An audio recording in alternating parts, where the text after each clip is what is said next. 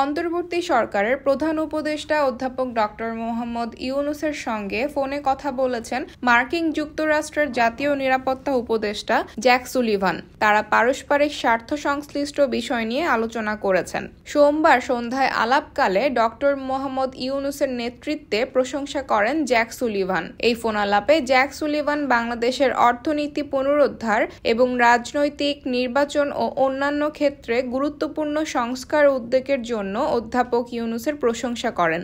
এছাড়া অন্তর্বর্তীকালীন সরকার সম্ভাব্য নির্বাচনের তারিখ ঘোষণা করায় অধ্যাপক ইউনূসকে ধন্যবাদ জানান তিনি এবং দেশের গণতান্ত্রিক প্রক্রিয়ার প্রতি অব্যাহত মার্কিন সমর্থনের প্রতিশ্রুতি দেন। অধ্যাপক ইউনূস জানান, আগামী জানুয়ারির মধ্যে 6টি গুরুত্বপূর্ণ সংস্কার কমিশনের রিপোর্ট পাওয়ার আশা করা হচ্ছে। এরপর জাতিকে সংস্কার ও নির্বাচনের জন্য প্রস্তুত করার প্রক্রিয়ায় ঐকমত্য গঠনের কাজ শুরু হবে।